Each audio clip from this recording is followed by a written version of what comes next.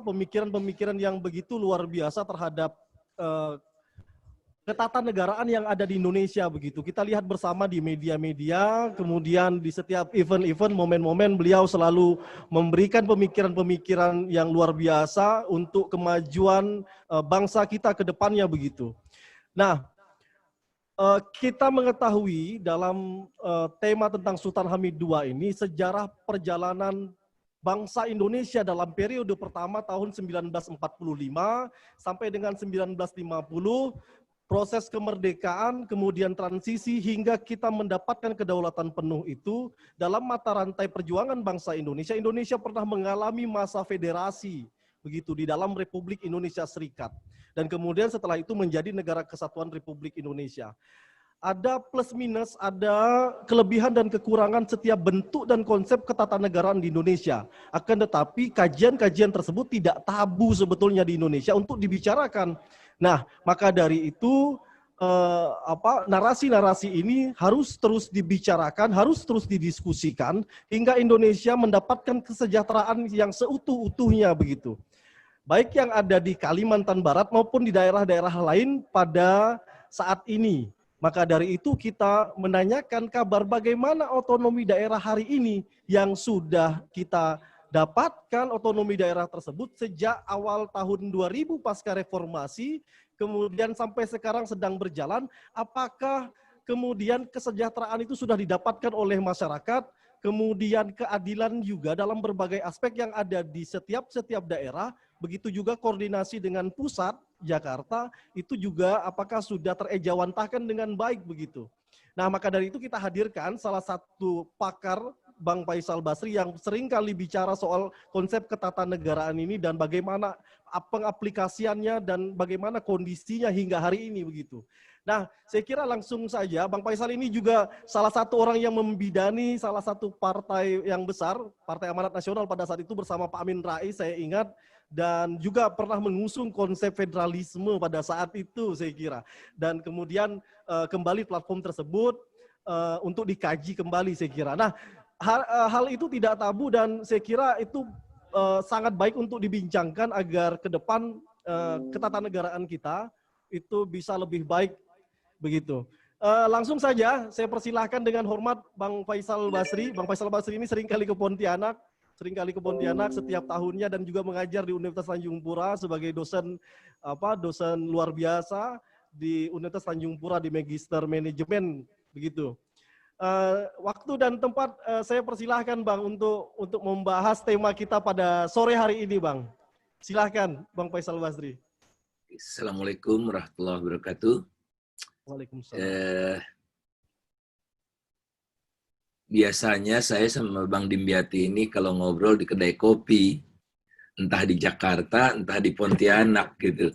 Ya, jadi Bang, ini yang kita merasa hilang ya, nuansa kedai kopi itu. Mudah-mudahan kita segera pulih. Jadi sekarang saya minum kopinya ya masak sendirilah di rumah. Stok kopinya sudah mulai menipis. Nanti kami kirim dari Pontianak Bang kopinya. Oh, jangan. Oh, gitu. Enggak, maksudnya tuh biasanya kan kita keliling kedai kopi, kita beli gitu ya. Ya saking jarangnya nggak pernah semenipis seperti sekarang begitu. Teman-teman sekalian, Sultan Hamid II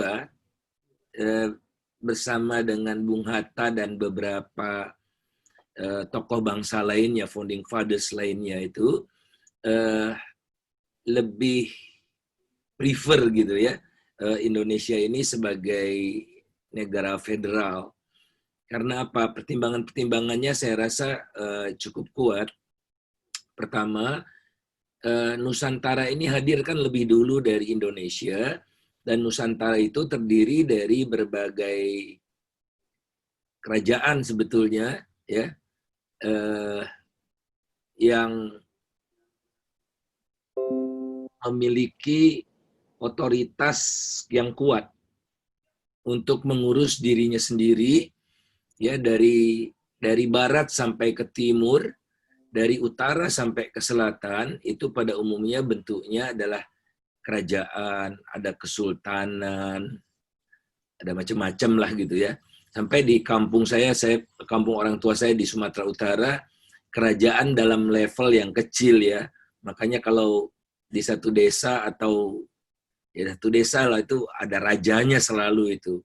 Intinya apa sih sebetulnya adalah ada entitas yang mengelola, to govern, gitu. Mengelola, mengurus, melindungi rakyatnya gitu. Nah, kemudian yang alasan kedua, bahwa Indonesia adalah negara yang heterogen, ya, dari Sabang sampai Merauke itu berbeda-beda adat istiadat, berbeda-beda budaya, berbeda-beda latar belakang sejarahnya, berbeda etnisitasnya, dan sebagainya, bahasanya, dan sebagainya, dan sebagainya. Kemudian yang ketiga, setiap daerah, setiap satu kesatuan yang lebih kecil di Nusantara ini memiliki kekhasan yang berbeda-beda juga, ya. Jadi punya resource endowment yang berbeda, ada yang kaya sumber daya alam, ada yang kaya warisan budaya, misalnya seperti Bali ya, Yogyakarta, Pontianak, Nusa Tenggara, berbeda juga. Itu sebagai satu kekayaan Nusantara. Maksud saya, ada yang indah sekali, unity in diversity. Jadi kesatuan dalam keberagaman. Nah, mengingat pula, ditambah pula kondisi geografis Indonesia yang kepulauan, terdiri dari 17.508 pulau gitu.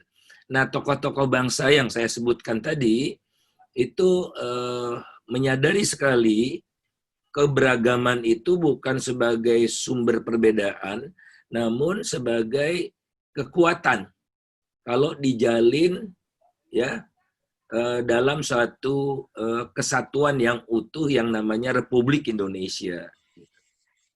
Nah, kalau di Indonesia ini ada kerancuan gitu, negara kesatuan dikonfrontasikan dengan federalisme. Enggak, dari segi namanya saja, misalnya Amerika Serikat kan negara kesatuan, United States of America gitu, United Kingdom, rajanya satu, tapi dia ada Scotland ya, ada entitas yang lain. Gitu. Nah, jadi kalau kita lihat Indonesia ini, kalau kata Cak Nur itu, Indonesia in making. Jadi Indonesia belum selesai. Kita terus berproses dan segala opsi patut dikedepankan. Itulah yang melatar belakangi mengapa para pendiri PAN, ya, pendiri itu maksudnya ikut terlibat dalam merumuskan ADART-nya, ya, nama partai, lambang partai, ideologi partai, begitu, menyadari sekali. Oleh karena itu, dalam platform PAN yang istilahnya landasan berdirinya PAN, platform pertama, kira-kira kalimatnya seperti ini. PAN membuka wacana bagi negara federasi gitu. Jadi ayo kita buka lagi, kita perdebatkan lagi apa yang terbaik buat bangsa ini gitu. Jadi dibuka. Nah, namun ya di PAN juga kan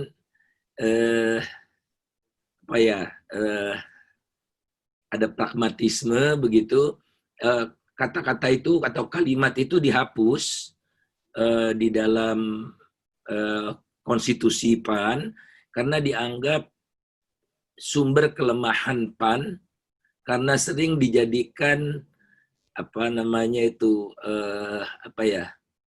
dijadikan sebagai bola panas gitu oleh lawan. Oh, dia tuh PAN itu anti negara kesatuan, padahal pengertian negara kesatuan dan federalisme kan bukan didikotomikan gitu.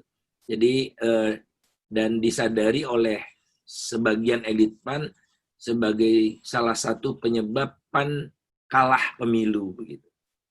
Nah, bagi saya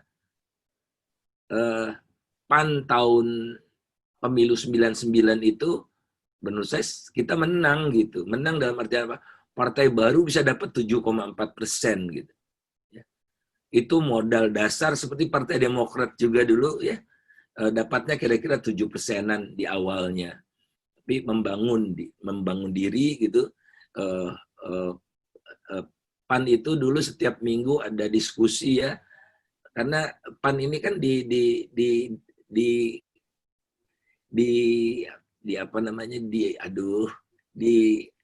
ditempatkan gitu sebagai partai modern dan trendsetter. Jadi dia menjadi unggul karena mendahului diskurs-diskurs di publik itu, termasuk tentang federalisme ini. Setiap minggu kita diskusikan gitu ya, macam-macam masalah.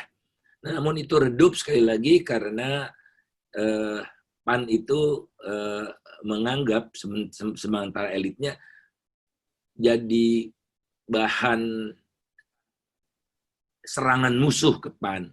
Oleh karena itu dihapus. Nah, PAN itu sebetulnya partai yang betul-betul partai yang berbasis nasional gitu. Karena apa? Di awal pemilu itu PAN itu walaupun suaranya cuma 7,4%,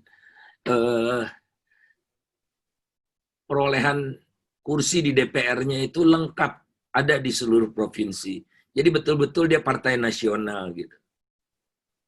Ini kekuatan yang pertama, tapi ya itu kembali ya, dianggap 7,4% itu sesuatu kekalahan. Dan kita mengatakan di platform juga, tatkala PAN kalah dalam pemilu atau tidak bisa menjadi bagian dari pemerintahan, PAN itu akan menjadi oposisi. Jadi kita biasakan oposisi juga terhormat. Oposisi adalah masa di mana kita paling bagus untuk belajar memerintah. Nah, inilah kira-kira gambarannya. Oleh karena itu kita tidak perlu tutup, tidak boleh tutup diskurs tentang federalisme.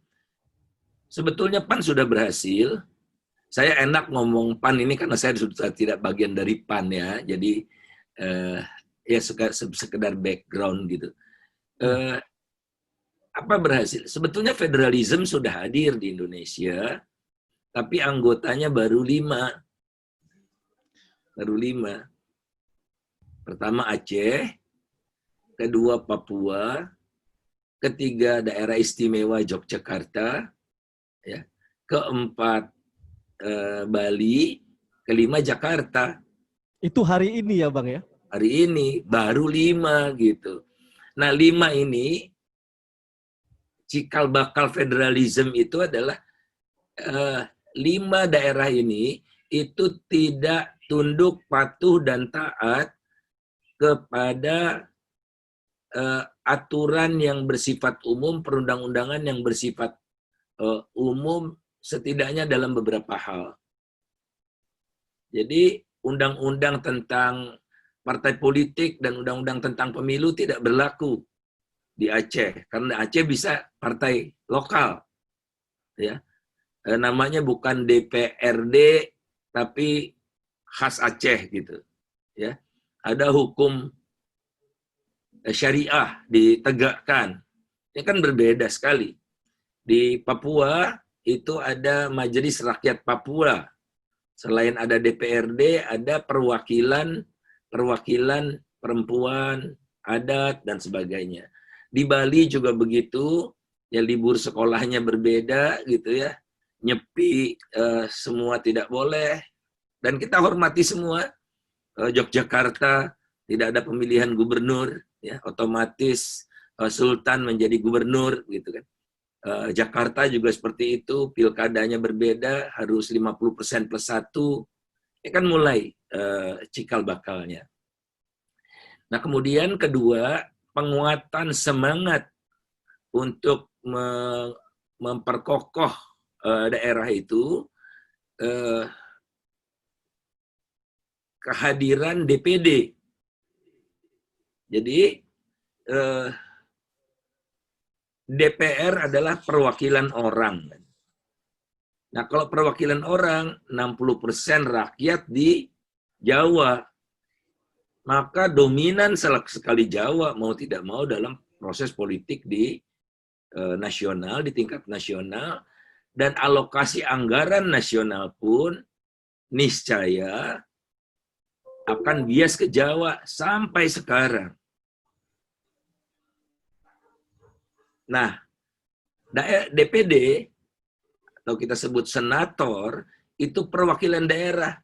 Entah daerah besar, entah daerah kecil, banyak, sedikit penduduknya, sama. Setiap provinsi 4 wakilnya. 4 kali 34 itulah jumlah DPD. Nah, namun kembali, dominasi kekuatan nasional, kekuatan berbasis orang, elektoral itu sangat kuat. DPD berusaha untuk dikerdilkan sampai sekarang. Nah, ini kan tidak sehat, dan efeknya adalah ancaman buat daerah, ancaman buat terjadinya disparitas pembangunan antar daerah. Jadi contohnya, Pak Jokowi kurang apa coba kepeduliannya kepada daerah, kan? Sampai ke pelosok-pelosok dia datangi, sampai ke barisan terdepan dia kunjungi, daerah perbatasan dia percantik, ya. Menunjukkan kepedulian yang luar biasa dari Pak Jokowi itu. Semangatnya gitu. Namun apa yang terjadi, kalau saya boleh share satu aja, boleh Bang Dimyati minta izin? Belum dapat izin nih. Silakan Bang Faisal. Silakan. Adminnya harus membuka dulu aksesnya. Oh, ini apa? PowerPoint untuk share begitu? Screen. Ya. PowerPoint begitu? Ya. Satu aja kok. Boleh Bang. Boleh. Silakan. Bisa Bang? Belum bisa. Udah. Oke. Ini. Jadi kurang apa coba Pak Jokowi komitmennya kepada pembangunan daerah dan memeratakan? Nggak cukup sekedar komitmen. Ketentuan, ya, sistem penganggaran, dan berbagai pengambilan keputusan itu membuat kondisinya justru semakin buruk gitu. Buat pemerataan pembangunan antar daerah. Ini ya, seperti contohnya tekad Pak Jokowi di periode pertama, sebagaimana tercermin dari rencana pembangunan jangka menengah, itu Jawa akan berkurang porsinya dari 58% menjadi 55%. Kenyataannya Jawa naik jadi 59%. Nah, saya jam ke Pontianak, ke Kalimantan. Ini Kalimantan secara keseluruhan ya. Kalimantan itu diharapkan meningkat porsinya di kue nasional dari 8,7% menjadi 9,6%. Faktanya turun 8,1%. Dari 8,7 turun 8,1. Sumatera juga demikian, diharapkan naik walaupun tidak setajam Kalimantan, karena Sumatera sudah sekitar 1/4 kue nasional gitu. Namun kembali Sumatera juga turun. Ya, dari 23,8 bukannya naik sesuai dengan sasaran, tapi turun menjadi 21,3. Pak Jokowi yang begitu peduli dengan Papua, ya, kita lihat Maluku dan Papua diharapkan naik jadi 2,9% dari 2,2%, ternyata jalan di tempat. Nah, karena pengelompokannya tidak sesuai dengan keinginan saya, karena bagi saya Bali ini lebih cocok disatukan dengan Jawa. Ya, dari segi kultur, dari segi struktur gitu ya, lebih cocok dimasukkan dengan Jawa, Nusa Tenggara sendiri. Nah, kalau saya keluarkan itu Nusa Tenggara pun turun. Jadi kenaikan 2,5 ke 3,1 ini karena unsur Bali-nya. Oke, jadi Nusa Tenggara daerah Pak Fahri Hamzah ya, yang sedang berduka itu ya turun gitu. Satu-satunya yang naik adalah Sulawesi ya, 4,8, tadinya naiknya jadi 5,2 direncanakan tapi kenyataannya 6,3. Nah, menarik ini kita mempelajari Sulawesi, mengapa kuenya seperti itu ya. Antara lain kalau saya lihat, tapi sekilas ya saya melihatnya, kalau saya ke Sulawesi Tenggara, ke Sulawesi Sulawesi Tenggara, Sulawesi Utara, pokoknya ke berbagai daerah di Sulawesi itu selalu saya plototi dulu kan data-datanya, dan ada karakteristik yang sama dari provinsi-provinsi di seluruh Sulawesi itu adalah tingkat keterbukaan ekonominya tinggi semua, tanpa kecuali. Ya. Artinya orientasi ekonomi dari Sulawesi ini keluar itu tinggi. Jadi semakin terbuka satu ekonomi itu, semakin besar kue yang didapat dari interaksi itu. Karena semakin banyak kita berhubungan dengan orang, semakin banyak jaringan kita, niscaya semakin banyak opportunity yang kita dapatkan gitu. Nah, dalam perspektif ini Sulawesi itu istimewa. Ya. Mungkin budaya Sulawesi juga gitu ya. Kita lihat pelaut-pelaut Bugis sampai ke Afrika, ya, Tanjung Harapan, macam-macam dengan teknologi kapalnya yang luar biasa itu, dan sistem navigasi yang juga mereka ciptakan sendiri. Jadi kapalnya pakai teknologi sendiri, sistem navigasinya juga mereka ciptakan sendiri. Jadi mereka punya budaya yang memang outward looking gitu ya, selalu melihat keluar. Nah, ini yang kita lihat relatif kurang di Kalimantan secara keseluruhan ya, secara keseluruhan. Padahal Kalimantan itu punya perbatasan dengan Malaysia ya. Jadi perbatasan itu kan semacam geographical proximity. Jadi punya peluang yang lebih besar sebetulnya untuk berinteraksi dengan pihak luar karena mobilitasnya yang tinggi karena punya perbatasan darat gitu. Tapi kembali secara relatif Sulawesi sebagai satu entitas pulau tersendiri itu yang lebih menonjol dari Kalimantan. Nusa Tenggara tentu saja parah ya. Oleh karena itu kita lihat juga kan baiknya nih Bali disatukan dengan Jawa. Nah, ini yang menimbulkan kekhawatiran pada kita kan. Satu lagi mungkin yang mempengaruhi konfigurasi ini adalah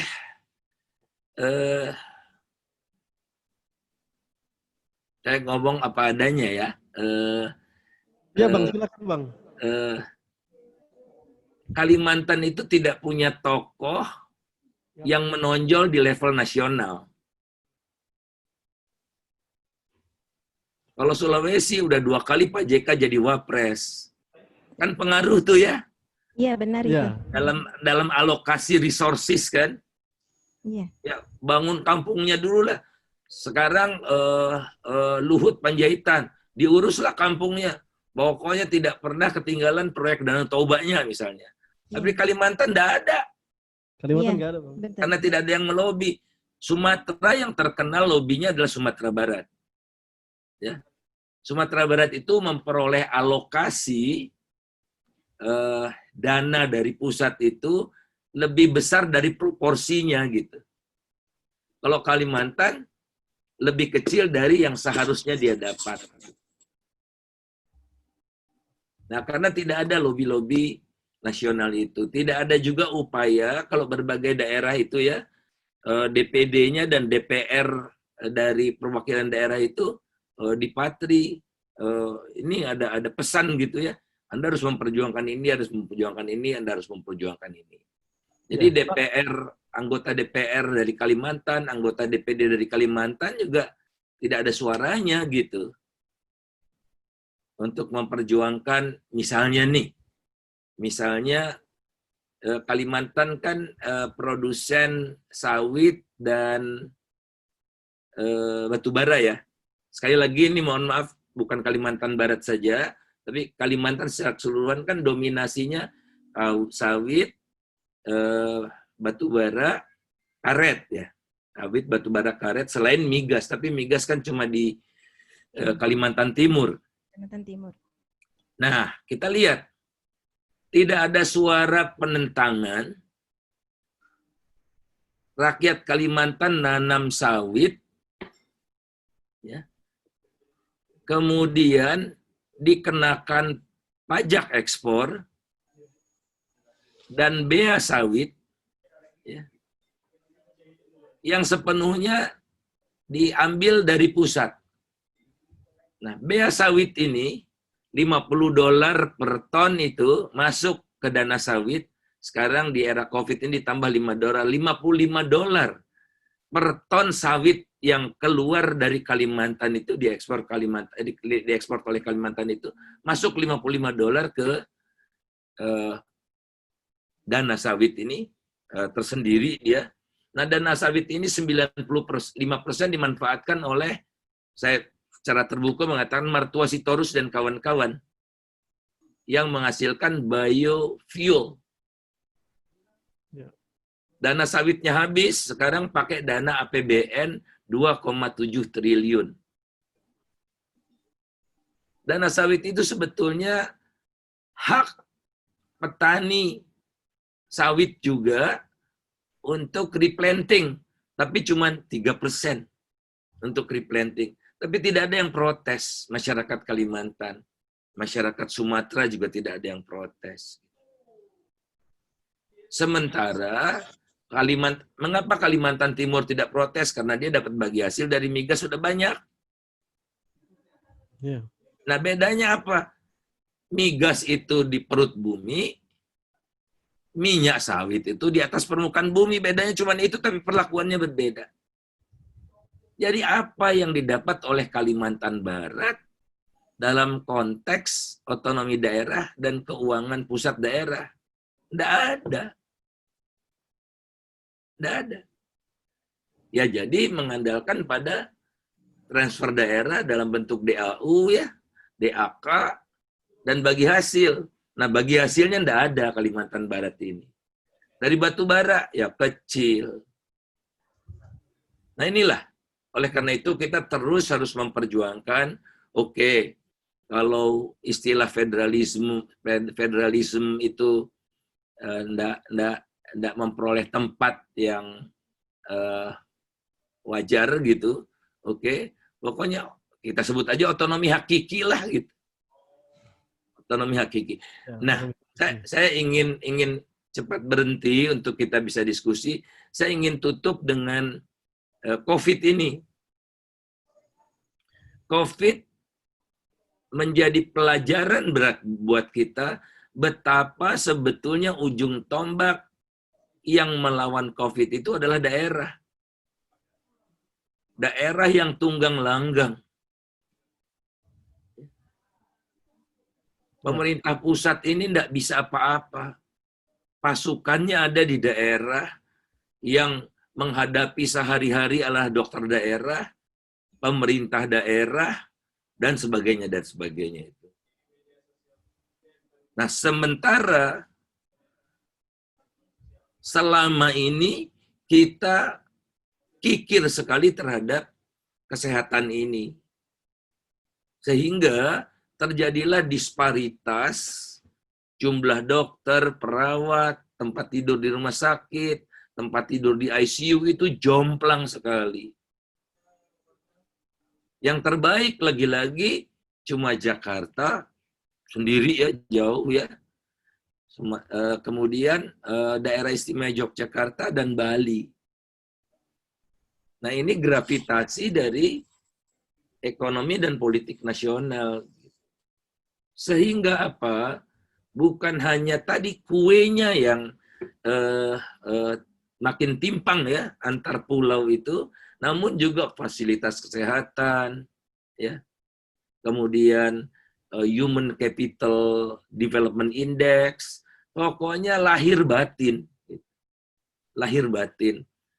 Nah, kembali ke COVID, akibat COVID, pendapatan daerah merosot tajam, karena provinsi itu kan andalannya adalah pajak kendaraan bermotor.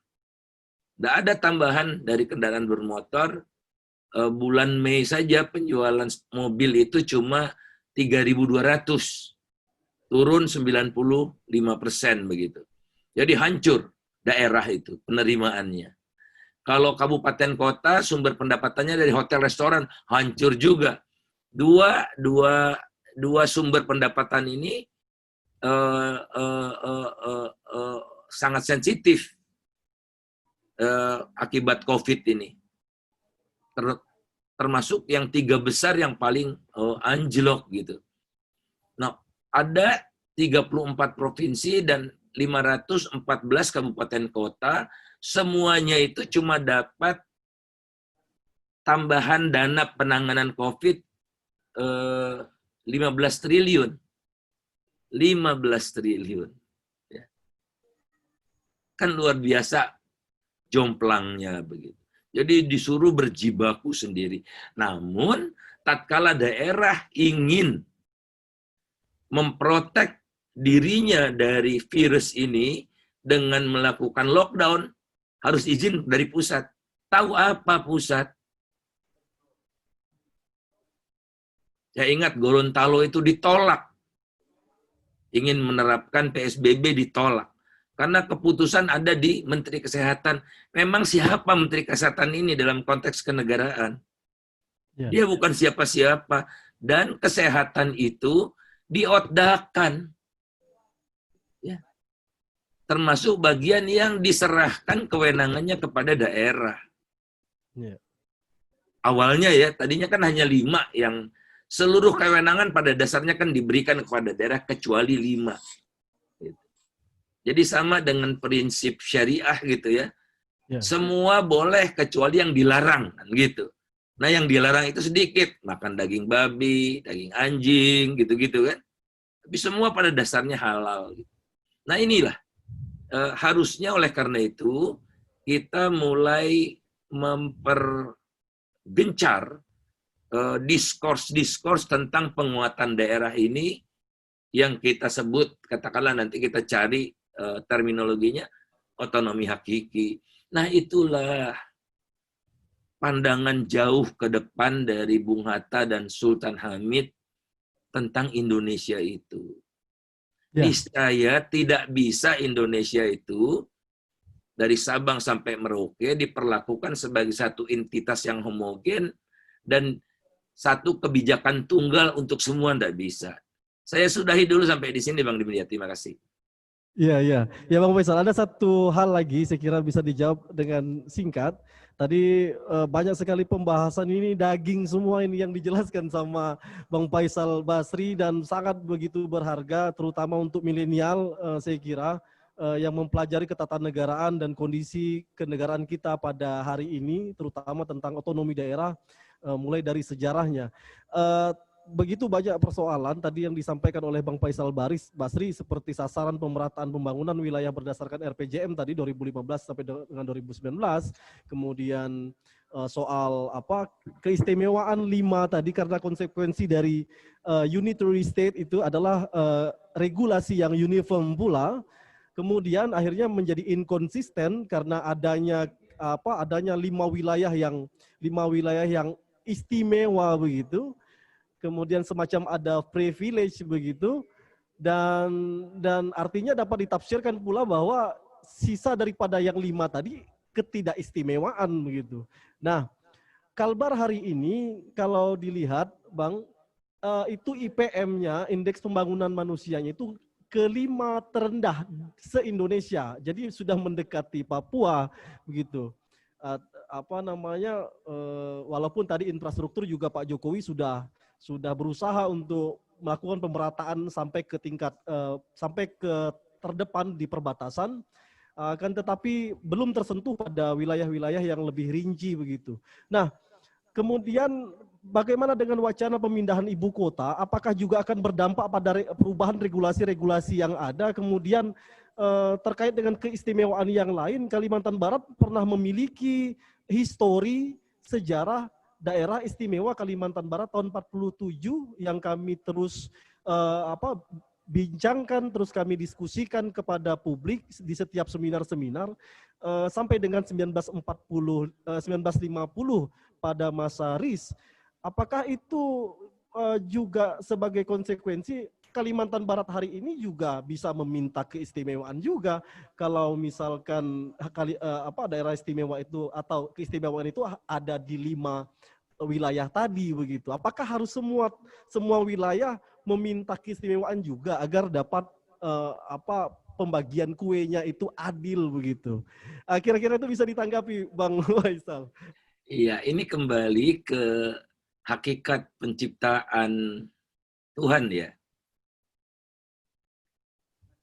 Saya enggak hafal bahasa Arabnya, tapi kira-kira begini. Diciptakan manusia itu berbeda-beda bangsa, suku, agama, dan sebagainya.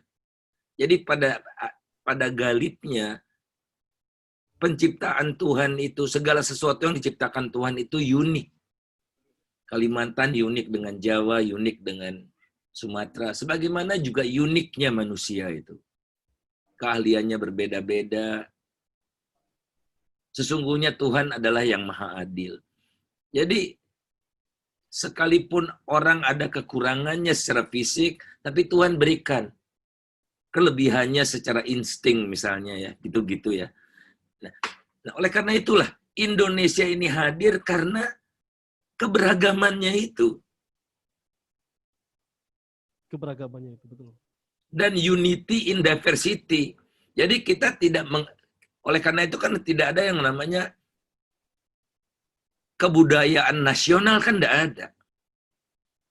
Dalam artian kebudayaan itu kebudayaan nasional merupakan sigma dari kebudayaan-kebudayaan lokal. Bukan. Tidak bisa ditambah-tambahkan gitu. Kebudayaan nasional adalah kebudayaan Dayak, kebudayaan suku Samin, Jawa, enggak. Sekali lagi, tidak ada kebudayaan nasional. Entitas kebudayaan nasional itu. Kalau ingin didefinisikan kebudayaan nasional adalah himpunan ya, bukan kesatuan, himpunan dari kebudayaan-kebudayaan yang ada di daerah. Sampai bayangkan, Indonesia saja itu tidak punya kopi Indonesia. Kan kita taunya kopi Vietnam ya, kopi Jerman, kopi Kenya, kopi Brazil. Indonesia tuh kopinya di luar negeri nggak ada namanya kopi Indonesia. Kopi Mandeling, kopi Gayo, kopi Toraja, kopi Halimun, macam-macam gitu. Tuh luar biasa. Tidak ada kopi Indonesia. Ada positif negatifnya.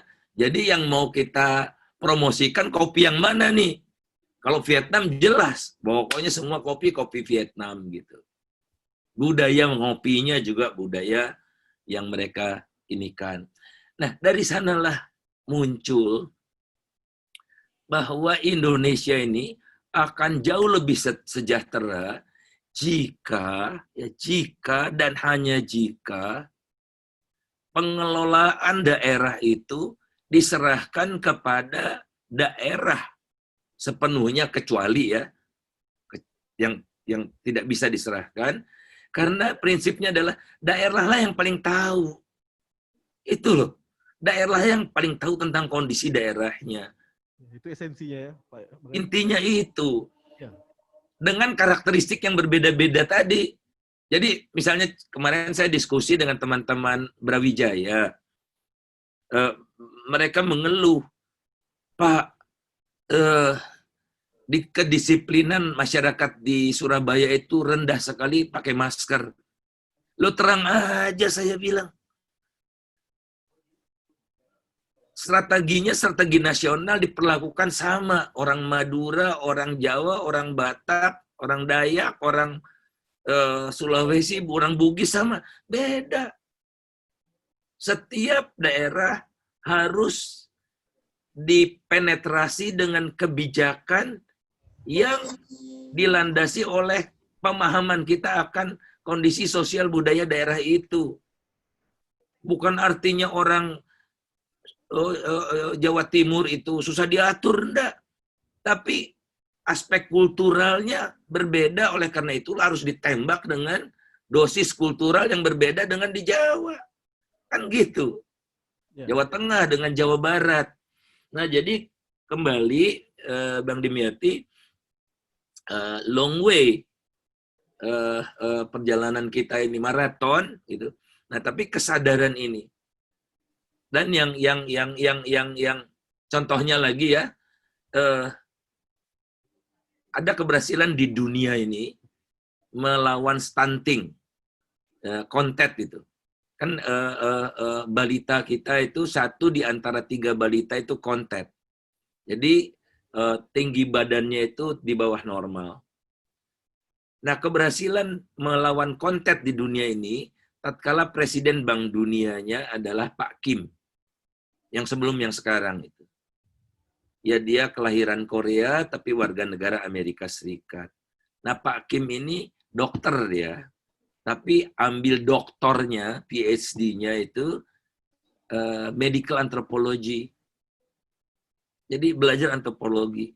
Jadi menangani stunting lewat dana Bank Dunia itu efektif karena setiap negara diperlakukan berbeda-beda.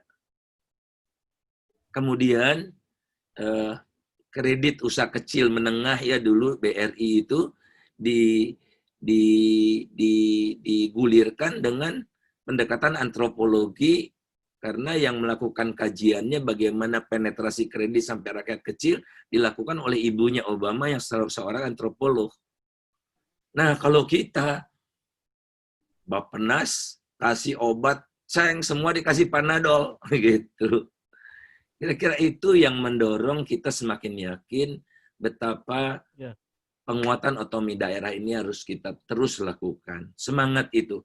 Jadi apa yang kita lakukan adalah meningkatkan kompetensi daerah terus-menerus supaya dia mampu mengelola daerahnya sendiri. Kan kalau kata pemerintah kan daerah belum mampu. Loh, selama ini kita berusaha. Saya dari tahun 80-an ya ikut training jadi mengisi training buat aparat-aparat daerah untuk siap menghadapi Otda ini. Pokoknya kita harus siapkan suatu ketika ada momentum tang gitu, kita bisa jalan cepat. Oke. Ya, Bang. Oke, terima kasih Bang Faisal. Kita dapat beberapa SKS saya kira dari pembelajaran yang sudah disampaikan oleh Bang Faisal Basri. Langsung saja testimoni atau beberapa poin-poin opini yang bisa disampaikan oleh narasumber kita kedua sudah ada di studio Traju ID, Kak Dian Syarifah Rosandra Dian Al-Kadri. Beliau pengamat arsitektur dan perkotaan di Pontianak, Kalimantan Barat ini. S1, S2 di UGM ya, Kak Dian ya. Ya, langsung saja Kak Dian, bagaimana kondisi otonomi daerah kita hari ini dan bagaimana kondisi Pontianak dan Kalbar menurut sudut pandang Kak Dian? Seperti yang tadi Bang Faisal Basri jelaskan, kita memang kehilangan suatu tokoh yang untuk berperan di pusat. Karena tanpa tokoh itu kita tidak bisa melakukan lobby-lobby di tingkat nasional untuk membicarakan masalah di daerah, permasalahan baik itu permasalahan yang berhubungan dengan masyarakatnya maupun permasalahan alam dan permasalahan pembangunan infrastruktur di Kalimantan Barat. Seingat saya, baru setelah Presiden Bapak Susilo Bambang Yudhoyono yang memberikan kesempatan kepada Kalimantan, putra Kalimantan, yaitu dari Kalimantan Selatan untuk menjadi menteri. Ya. Setelah itu sepertinya sebelumnya dan sesudahnya tidak ada lagi. Padahal sebenarnya Kalimantan itu aja dalam satu provinsi aja kita punya karakter berbeda, sub-sub kelompok suku yang berbeda. Apalagi kalau kita menggabungkannya secara luas, Kalimantan itu susah sekali. Sebenarnya tidak mewakili kalau hanya satu menteri dari Kalimantan Selatan, itu tidak mewakili, tidak menyuarakan kondisi di daerah. Nah, kalau kita ingin melihat lagi pada masa Orde Baru, kita lihat pembangunan itu kan seperti seragamisasi. Semua diperlakukan sama. Sebagai contoh, saya melihat begini, ketika melakukan pembangunan infrastruktur dan membangun kota-kota maupun perkampungan-perkampungan urban, itu kita lihat disamaratakan kondisi karakternya. Misalnya kota air di Kalimantan Barat atau di Kalimantan dan mungkin sebagian di Sumatera itu kan lebih berciri khas kota atau perkampungan urban yang berhubungan dengan air, baik air dalam pengertian sungai maupun air dalam pengertian laut. Itu kita disamakan, digeneralisasikan dengan konsep kota dan arsitektur urban yang berhubungan dengan karakter darat. Itu akan menghancurkan, bukan hanya menghancurkan secara fisik kota itu atau kampung itu, urban itu, tapi juga menghancurkan sosial budaya masyarakat. Yang tadinya masyarakat berkiblat kepada air, tiba-tiba harus diputar menjadi berkiblat kepada kota darat. Itu berbahaya. Dia akan kehilangan ciri khas dia, karakter dia akan kehilangan secara psikologi, akan mengalami pergeseran dan dia harus dipaksakan untuk hal seperti itu, dan secara sosial ekonomi juga itu akan mempengaruhi karena sebagai kota pesisir tentu dia menghasilkan, memanfaatkan sumber-sumber daya alamnya yang ada, yaitu sebagai karakter yang berbau-bau pesisir maritim kan. Begitu juga dengan kota-kota air. Bagaimana masyarakat setempat menghidupkan sungai mereka sebagai orientasi. Mereka berkiblat kepada sungai mereka, bangunan-bangunan menghadap ke sungai, jalan-jalan mereka hanya jalan gertak ya, atau jalan setapak, jalan darat yang kecil, tapi merupakan jalan sungai dan kanal atau parit. Nah, itu dipaksakan sehingga kondisi alam yang ada itu bukannya diberdayakan, tapi justru dihilangkan secara perlahan dan pasti. Jadi akhirnya sungai atau parit, kanal itu ditutup, dibuatlah jalan-jalan darat yang sebesar-besarnya. Kita kehilangan identitas sebagai kota atau urban yang berkarakter air. Padahal kalau di negara-negara lain seperti di Eropa, Wina, di Eropa itu air itu menjadi karakter mereka, sumber objek wisata mereka dihidupkan dan masyarakat tidak kehilangan identitasnya. Itu sangat menyakitkan saya rasa ya. Kita dipaksa untuk sama. Begitu juga ketika zamannya sebenarnya Pak SBY sudah bagus, dia berusaha untuk memberikan ruang-ruang kepada daerah. Misalnya dia memperhatikan rumah-rumah tidak layak huni bagi masyarakat. Itu kan ada program pemerintah perumahan rakyat. Cuman sayang sekali dengan konsep sentralisasi, lagi-lagi yang hadapi kesulitan itu daerah. Dilema, kita diberikan proyek seperti ini untuk membedah rumah-rumah rakyat yang tidak layak huni, yang rusak, yang pokoknya tidak layak huni, tidak sehat dan sebagainya. Tapi disentralisasikan, digeneralisasikan, diseragamkan jumlah proyeknya. Padahal bahan bangunan di Jawa itu sangat berbeda dengan di Kalimantan, apalagi di Papua yang sungguh biayanya sangat mahal dan kondisi tanah di setiap daerah berbeda. Contohnya di Pontianak itu tanahnya kan gambut, tanahnya labil, itu tidak cocok dengan konsep proyek dana untuk bangunan yang tanah keras. Jadi di atas tanah gitu. Kita harus ada pondasi dan sebagainya. Itu biayanya udah cukup mahal dan kita dipaksakan untuk hal itu. Itu sangat ironis sekali. Nah, itu contoh-contoh kecil yang bisa saya angkat. Nah, jadi sebenarnya maksud Sultan Hamid II itu pada saat itu bukan bermaksud untuk merusak kesatuan kita, tapi dia ingin setiap daerah itu memiliki karakteristik sendiri, memiliki permasalahan sendiri, memiliki kondisi alam, kondisi budaya, kondisi masyarakat yang beragam. Jadi dia hanya ingin ada diberikan suatu keistimewaan setiap daerah, di setiap daerah diberikan suatu otonomi yang mungkin yang Bapak tadi bilang otonomi apa tadi Bang? Ya, otonomi yang hakiki. Hakiki. Nah, itu benar. Betul. Itu. Karena kemarin-kemarin setelah reformasi kan yang diperjuangkan otonomi sepenuh hati. Ternyata ekor dipegang kan? Kepala dilepas. Itu sama saja menyiksa untuk di daerah-daerah. Nah, kita memang harus hakiki, yang maksudnya untuk memberikan perhitungan-perhitungan lagi, memberikan sedikit pertimbangan bahwa daerah itu memang banyak sekali permasalahan-permasalahannya.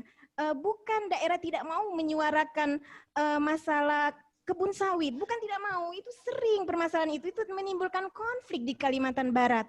Itu konflik selalu terjadi permasalahan hutan dari dulu sampai sekarang. Bukan kita tidak menyuarakan, kita sudah menyuarakannya, tapi lagi-lagi gaung di daerah itu hanya kita yang merasakan, kita yang mendengar, kembali gaungnya kepada telinga kita, dan gaung pengharapan hanya sebuah harapan. Itu sampai saja. Di Jakarta cepat sekali diredam. Kita memang perlu, kalau perlu pemimpin berikutnya, berilah daerah itu menteri-menteri yang berdasarkan dari daerah-daerah semua provinsi. Itu mungkin jalan keluar yang lebih baik. Dengan adanya COVID itu memang betul. Daerah berjuang keras untuk membuat rakyatnya tidak sakit. Kita lihat dari gubernur kita Kalimantan Barat itu sangat kita apresiasi perjuangannya. Bagaimana dia berjuang untuk daerah kita agar walaupun mungkin pusat belum bisa terjun langsung membantu, tapi komitmen pemerintah daerah itu sudah mencontohkan otonomi yang hakiki dari Bapak Gubernur kita. Terima kasih. Oke, terima kasih. Jadi saya kira tadi ada dua sudut pandang dalam sudut pandang ekonomi yang sudah disampaikan oleh Bang Faisal Basri tadi soal bagaimana perimbangan keuangan pusat dan daerah, bagaimana ketimpangan faktanya di daerah dan di pusat atau di daerah-daerah lain, kemudian pembagian keuangan itu sendiri di setiap daerah-daerah yang tidak merata begitu. Kemudian itu juga dalam aspek atau sudut pandang yang disampaikan oleh Kak Dian Al-Qadri tadi ini soal penerapan atau pengaplikasian regulasi yang seragam, Iya. Terkait dengan perkotaan dan Iya, iya. arsitektur di setiap daerah, salah satunya di Pontianak tadi sebagai kota air begitu, untuk jangan dipaksakan sebagai kota daratan Digeneralisasikan, begitu ya. diseragamisasikan. Jangan digeneralisasikan atau jangan diseragamkan begitu. Harus Ada- dilihat dari aspek-aspek Ya, tertentu ada begitu kota, ya. kota pegunungan, Ya. ada kota air dan sebagainya. Ya, saya kira cukup talkshow kita. Kami mohon maaf tidak ada tanya jawab karena masih banyak sekali agenda kita sampai malam, dari tadi pukul 9 pagi hingga 9 malam atau jam 10 malam nanti. Kemudian yang belum bisa ikut serta di dalam Zoom ini bisa dilihat di channel YouTube Traju ID. Kemudian saya sampaikan terima kasih banyak atas kesempatan waktu yang sudah diluangkan oleh Bang Faisal Basri. Terima kasih banyak Bang Faisal. Sama-sama. Kapan waktu nanti main lagi ke Pontianak, Bang? Kita bisa ngopi bareng nanti di Pontianak setelah yang ngopi di Jalan Tanjung Pura ya. Siap, Bang. Ya. Kita ngopi lagi di Gajah Mada di Tanjung Pura juga. Pisang goreng selai. Ya, terima kasih kepada Bang Faisal Basri, kepada Bang Fahri Hamzah juga, kepada Kak Dian, terima kasih. Kita lanjut lagi dengan agenda kita selanjutnya. Kita petik semua manfaat dari talkshow, manfaat dari pemaparan ilmiah yang sudah disampaikan oleh kedua narasumber kita, Bang Faisal Basri dan Kak Sandra Dian Al-Kadri. Terima kasih. Assalamualaikum warahmatullahi wabarakatuh. Waalaikumsalam warahmatullahi wabarakatuh.